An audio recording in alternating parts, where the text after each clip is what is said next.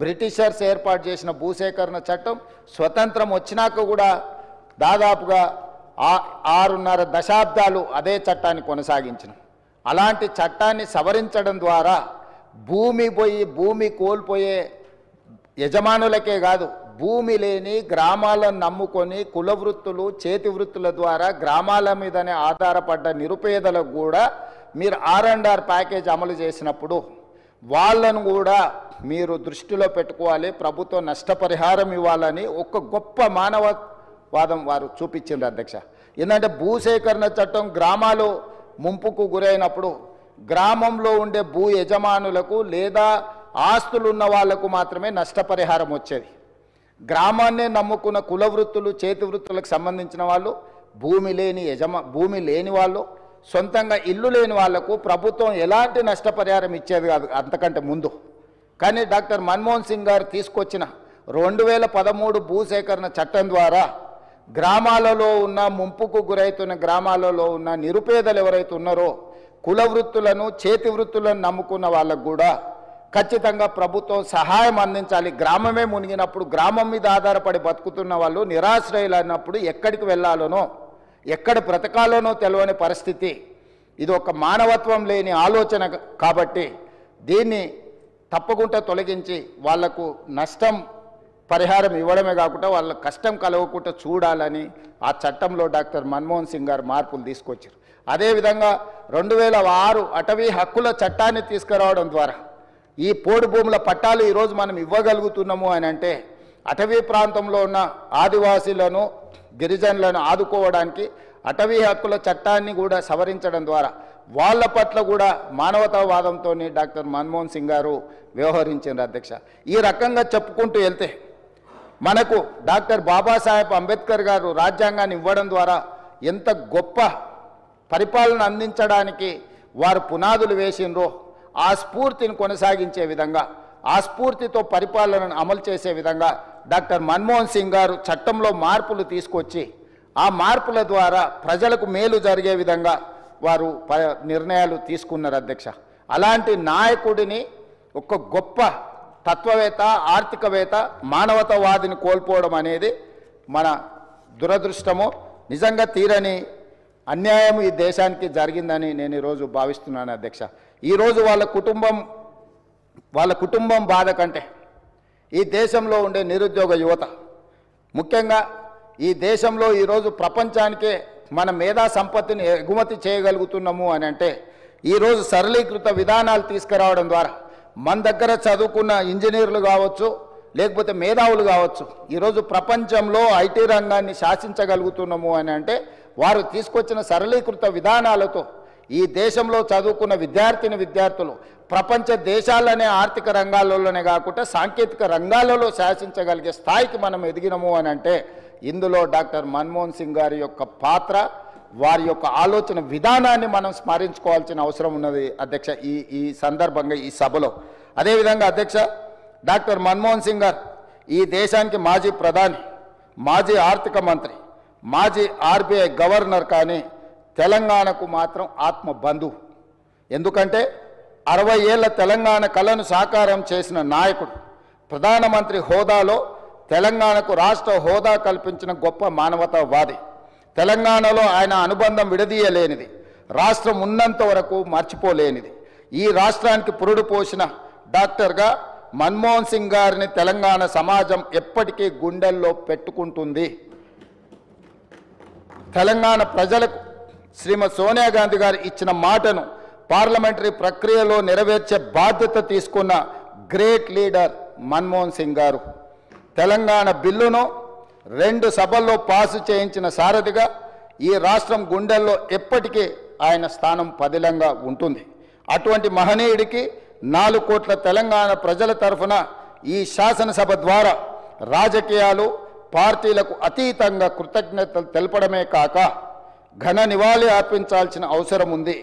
ఉద్యమాన్ని, ప్రజల మనోభావాలను అర్థం చేసుకొని తెలంగాణ రాష్ట్ర ఏర్పాటుకు మన్మోహన్ సింగ్ సంపూర్ణ మద్దతు ప్రకటించారు. తెలంగాణ ప్రజలు శ్రీమతి సోనియా గాంధీ గారికి ఎంత రుణపడి ఉంటారో మన్మోహన్ సింగ్ గారికి కూడా అంతే రుణపడి ఉంటారు అధ్యక్ష.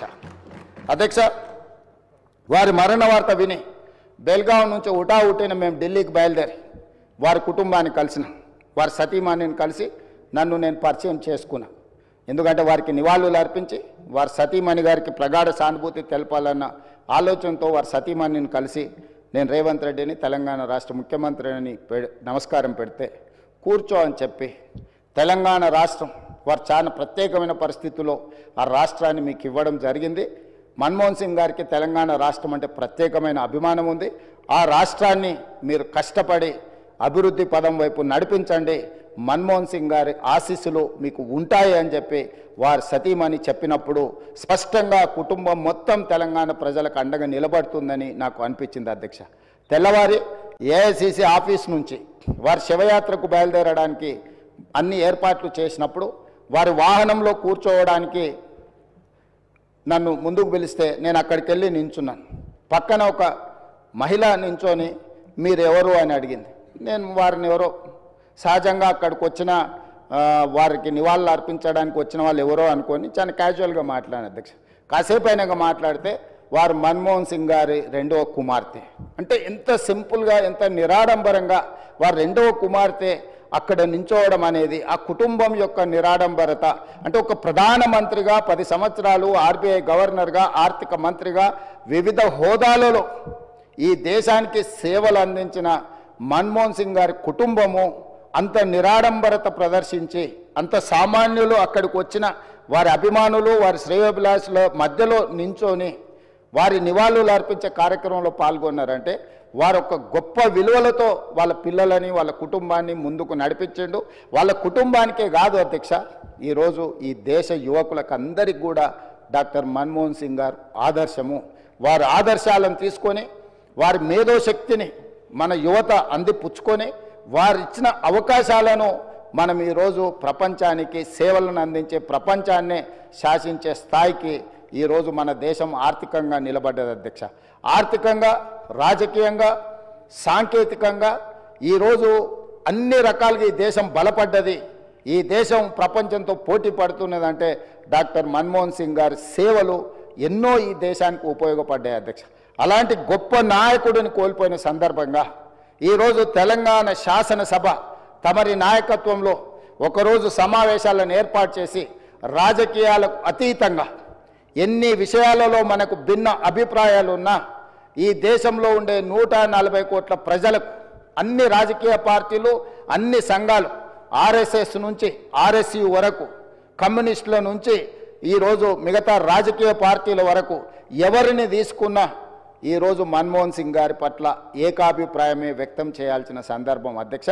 అందుకే మీ అందరి తరఫున సభలో అందరి సభ్యుల సంపూర్ణ సహకారంతో డాక్టర్ మన్మోహన్ సింగ్ గారికి భారతరత్న ఇచ్చి వారి గౌరవాన్ని ఏ పదవులైనా ఏ హోదాలైనా వాటికే వన్నె తీసుకొచ్చిన మన్మోహన్ సింగ్ గారు. అందుకే ఈరోజు వారికి భారతరత్న ఇవ్వాలని తమరి ముందు ఈ సభలో సభ్యులందరి ఆమోదం కోరుతూ ఈ తీర్మానాన్ని ప్రవేశపెట్టిన. ఇదే కాకుండా ఆర్థికవేత్తగా ఆర్థిక విధానాలను ముందుకు తీసుకొచ్చిన డాక్టర్ మన్మోహన్ సింగ్ గారి విగ్రహం తెలంగాణ రాష్ట్ర ఏర్పాటులో ప్రధానమంత్రిగా రాజ్యసభలో ఒక దశలో రాజ్యాంగ సవరణల కోసం వచ్చిన చర్చలో తెలంగాణ రాష్ట్రం వెనక్కి పోతుందేమో అన్నంత గందరగోళ పరిస్థితులు ఏర్పడ్డాయి అధ్యక్ష. ఆ సమయంలో వారి అనుభవాన్ని కంప్లీట్గా, ముఖ్యంగా మనం ఇక్కడ గుర్తు చేసుకోవాల్సింది డాక్టర్ మన్మోహన్ సింగ్ గారికి అత్యంత సన్నిహితుడుగా, అత్యంత నమ్మకమైన సహచరుడుగా జైపాల్ రెడ్డి గారు కొనసాగినారు. జైపాల్ రెడ్డి గారు ఆ రోజు మన్మోహన్ సింగ్ గారితో మాట్లాడి సమన్వయపరిచి రాజ్యసభలో ఆ సవరణలకు అవసరమైన స్టేట్మెంట్ ప్రధానమంత్రికి వెళ్ళి రాజ్యసభలో వారి స్టేట్మెంట్ ఇవ్వడం జరిగింది. రాజ్యాంగ సవరణకు తిరిగి లోక్సభకు పంపాల్సిన పరిస్థితుల నుంచి ఆ క్లిష్టమైన పరిస్థితుల్లో వ్యూహాత్మకంగా చతురతతో డాక్టర్ మన్మోహన్ సింగ్ గారు రాజ్యసభలో వెళ్ళి ప్రకటన చేయడంతో ఈరోజు మన సర్వస్వతంత్ర తెలంగాణ రాష్ట్రంగా మనం ఏర్పడడమే కాకుండా 10 సంవత్సరాలు పూర్తి చేసుకొని తెలంగాణ రాష్ట్రంలో మనం పరిపాలన కొనసాగిస్తున్నాం. కాబట్టి ఈరోజు వారితో తెలంగాణకున్న ఈ బంధము మనం ఎప్పటికీ మర్చిపోలేనిది. కాబట్టి ఈరోజు తమరి అనుమతితోటి ఫైనాన్షియల్ డిస్ట్రిక్ట్లో ఒక మంచి ప్లేస్లో డాక్టర్ మన్మోహన్ సింగ్ గారి విగ్రహావిష్కరణ చేసుకు